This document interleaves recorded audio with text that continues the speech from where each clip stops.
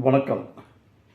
சட்டப்பேரவையில் தலித் மக்களை பற்றி பேசுகிறீங்க, சமுதாய நலன் பற்றி பேசுகிறீங்க.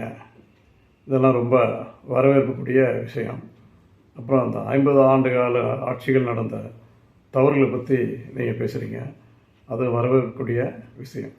இந்த 50 ஆண்டு கால ஆட்சி தவறு செய்யாமல் இருக்க வாய்ப்பு என்ன நடந்திருக்கோன்னா, இவங்க இந்த மாற்றுத்திறனாளிகள் இருக்காங்க இல்லையா, அவங்களுக்கு ஒரு 2 சீட்டு கொடுத்துருக்கணும், எம்எல்ஏ சீட்டு 2 சீட்டு கொடுத்துருக்கணும். சரிங்களா? அப்போ அவங்க வரும்போது அவங்கள பார்த்தாச்சும் இவங்க ஒரு இறக்க குணம் வந்திருக்கும். லஞ்சம் வாங்கக்கூடாது, ஹெவியாக வாங்கிட்டாங்க பயங்கரமாக, எங்கே போகிற இடம் முடக்கி பல சொத்துக்கள் அவங்க பேரில் இருக்குது அப்படின்னு சொல்லிட்டு ஒரு நல்ல எண்ணம் வந்திருக்கும். பட் அது இல்லை. அவங்களுக்கு மட்டும் மாற்றுத்திறனாளிகள் ஒரு கௌரவமான ஒரு பேரை வச்சுட்டு வெறும் 1500 ரூபா அவங்களுக்கு மாதமானால் தராங்க. ஸோ உடம்பு நல்லா இருக்கு, நம்மளே ஒரு கையில் காலில் லைட்டாக அடிபட்டுட்டா அது கட்டு போட்டு என்னமா பாதுகாக்கிறோம். அவங்க இயற்கையிலேயே பிறக்கும் பொழுது கண்ணு தெரியாது, கை கால் ஊனம், மனதில் ஊனம், அதாவது சைல்டு மாதிரி இருப்பாங்க. அவங்க சில பேர் விவரம் தெரியாது இருக்கும். இந்த மாதிரியான பாதிப்பு உள்ளவங்களுக்கு ஒவ்வொரு மனுஷனும் நினைக்கும் வகையில் இனி வருங்காலத்தில் சட்டப்பேரவையில் இடம் கொடுங்க, பாராளுமன்றத்தில் இடம் கொடுங்க. திரு விஜய் அவர்கள் வர 29 எலெக்ஷனில் கண்டிப்பாக ஒரு மாற்றுத்திறனாளிக்கு அவர் வாய்ப்பு கொடுக்க வேண்டும். அப்போ தான் அவங்கள பற்றி அங்கே பேசுவாங்க. அவங்க மனநிலை எந்த அளவுக்கு பாதிச்சிருக்க பாருங்கள். சும்மா ஒரு மயக்கம் வந்தால் நம்ம ஓடி போய் ஹாஸ்பிட்டலில் படுத்துக்கிறோம். லஞ்சம் அதிகமாக வாங்கிட்டா சும்மா வச்சுக்க போய் ஹாஸ்பிட்டலில் படுத்துக்கிறோம், லஞ்சத்துக்கு பயந்துக்கிட்டு. அவங்க பிறவிலேயே அந்த உடல் ஊனமுற்றிருக்காங்க. இப்போ அது மட்டும் இல்லை, ஆந்திராவில் இவங்களுக்கு 6000 ரூபா மாதமானால் தராங்க உதவித்தொகை.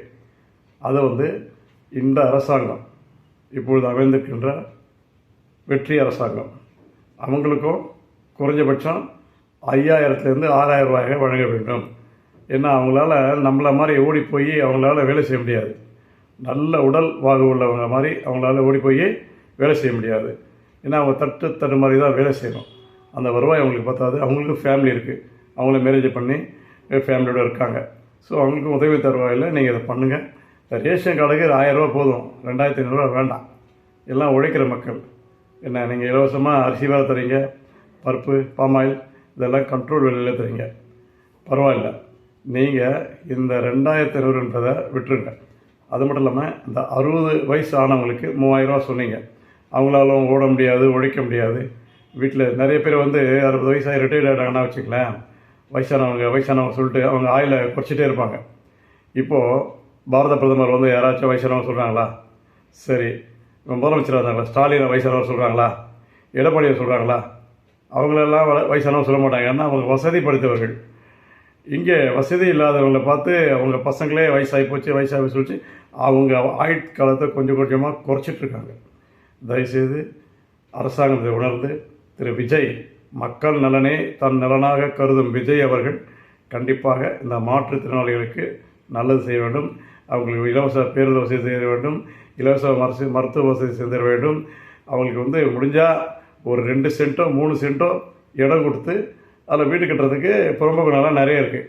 அது மாதிரி ஆளுக்கு நீங்கள் ஃபேமிலி மேன், அவங்களுக்கு இல்லை பேச்சுலர் இருந்தால் கூட சரி, அவங்களுக்கு ஒரு இடம் கொடுத்தாங்கன்னா அவங்க அதில் ஒரு வீடு கட்டிப்பாங்க.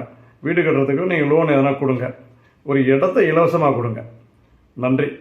சமூக ஆர்வலர் என்ற அடிப்படையில் என்னுடைய கருத்து, அவங்களுக்கு எல்லா சலுகையும் கொடுத்தீங்கன்னா அந்த ஆண்டவனுக்கு கொடுத்த மாதிரி. நன்றி. வாழ்க வளமுடன்.